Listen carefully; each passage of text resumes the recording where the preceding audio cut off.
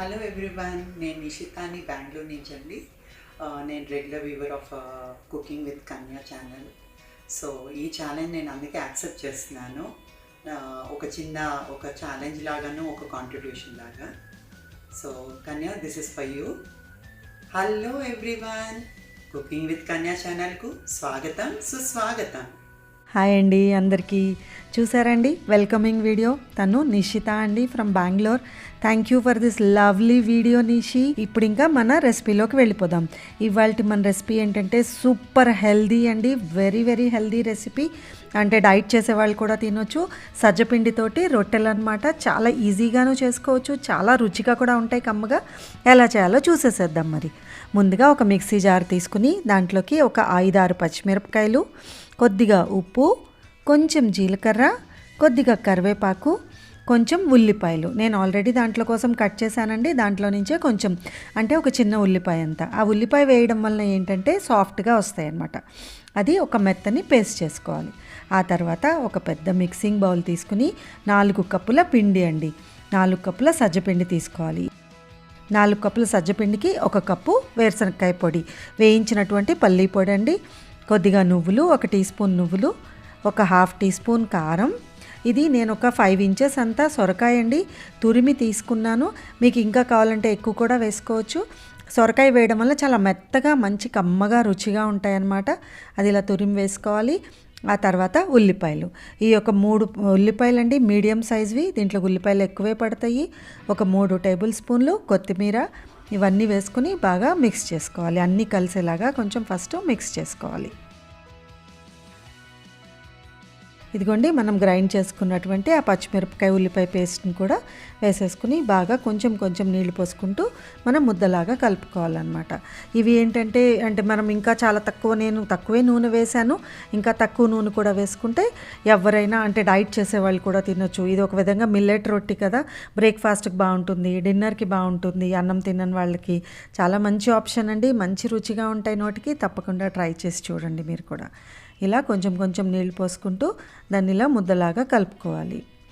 మనం స్ప్రెడ్ చేయడానికి వీలన్నంతగా చూడండి. ఇలాగా ఇక్కడ నేను ఒక పొరపాటు అయిందండి, శనగపప్పు నానబెట్టాను, వేయడం మర్చిపోయాను, అందుకని మళ్ళీ వేసి చూపిస్తున్నాను. ఇవి ఒక 3 టేబుల్ స్పూన్లు నానబెట్టినటువంటి చనాదాలు అనమాట, శనగపప్పు. అవి కూడా వేసుకుని ఇలాగా బాగా కలుపుకొని పెట్టుకోవాలి. ఆ తర్వాత ఇప్పుడు ఇది నేను అరిటాకు చూపిస్తున్నాను. ఒక అరిటాకు మీద ఒక ఫ్యూ డ్రాప్స్ అండి, ఒక 4-5 చుక్కలు నూనె వేసుకొని దాన్ని ఇలా స్ప్రెడ్ చేసి ఇలా దాన్ని ఒత్తుకోవాలన్నమాట. ఇది మీరు ప్లాస్టిక్ పేపర్ మీద కూడా ఒత్తుకోవచ్చు, కానీ ఈ అరిటాకు వలన ఏంటంటే మీరు ఈ ఆకుని డైరెక్ట్గా పెనం మీద వేసేయచ్చు అనమాట. ఇలా అరిటాకు కానీ లేకపోతే నేను బటర్ పేపర్ కూడా చూపిస్తున్నానండి, అలా కూడా మీరు ట్రై చేయొచ్చు. ఎందుకంటే ఇప్పుడు మనకు మామూలు పేపర్ మీద వచ్చి రాక అలా ఉంటుంది కదా. ఇదే ఏదైనా ఆకు కానీ మన దగ్గర డిస్పోజబుల్ ప్లేట్లు ఉంటాయి చూడండి, అది కూడా వాడుకోవచ్చు. ఇది ఇక్కడ బటర్ పేపర్ అనమాట, చూసారు కదా నేను చూపించాను. దాన్ని ఇలాగ దాని మీద కొద్దిగా ఒక ఫ్యూ డ్రాప్స్ ఆయిల్ వేసుకుని దాన్ని చక్కగా పూసేసి దాన్ని గ్రీజ్ చేసేసుకుని మళ్ళీ కొంచెం ముద్ద తీసుకుని, ఇది ఒక చిన్న బత్తాయికాయ సైజ్ అంతా ఉందండి, నేను చూస్తున్నారు కదా మీరు.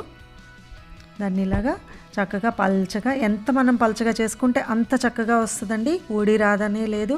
ఎందుకంటే ఈ పేపర్ మనం డైరెక్ట్ వేసేస్తాం కాబట్టి పల్చగా ఉంటాయి, కాబట్టి బాగా మెత్తగాను ఉంటాయి, కాలడము ఈజీ. పెనం పెట్టుకుని పొయ్యి మీద కాలాక ఒక 2 డ్రాప్స్ ఆయిల్ వేసుకుని ఆ అరిటాకు వేసాం కదండి, దాన్ని ఇలాగా డైరెక్ట్గా దాని మీద వేసేయచ్చు అనమాట.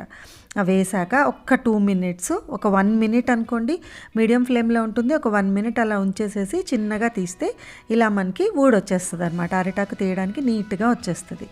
ఇప్పుడు ఒకవైపు కాలాక దాన్ని ఇంకొక వైపు చూడండి. నేను ఇండక్షన్ స్టవ్ మీద నాది ఐరన్ పెనం పనికి రావట్లేదండి, అందుకని నేను ఈ పెనం చూపిస్తున్నాను.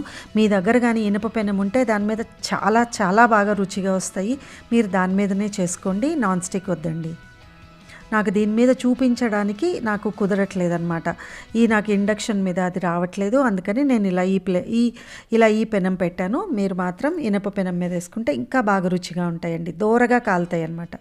ఇదిగోండి, పేపర్ కూడా ఇలాగే ఈ పేపర్ని అలాగే దాని మీద వేసేసి మళ్ళీ కూడా 1 నిమిషం ఉంచేసి అలాగే తీసేస్తే పేపర్ ఊడొచ్చేస్తుంది అన్నమాట. చూడండి దోరగా కాలుతున్నాయి చక్కగా. ఇట్లా ఒత్తుకుంటూ రెండు వైపులా కొద్ది కొద్దిగా నూనె వేసుకుంటూ, మీకు కావాలంటే అస్సలు నూనె లేకుండా కూడా కాల్చుకోవచ్చండి. వేసుకొని కాల్చుకుంటే మన సజ్జ రొట్టెలు రెడీ అండి. దీన్ని పళ్ళకారం కానీ లేకపోతే వెల్లుల్లిపాయ చట్నీ కానీ కొంచెం బటర్ వేసుకుని సర్వ్ చేసుకుంటే చాలా చాలా రుచిగా ఉంటాయి. చూసారు కదా ఎంత మెత్తగా వచ్చేస్తున్నాయో. ఇదండి ఇవాల్టి మన వీడియో. మీ ఫ్రెండ్స్ రిలేటివ్స్తో షేర్ చేయండి, సబ్స్క్రైబ్ చేయండి, లైక్ చేయండి. Thank you for watching.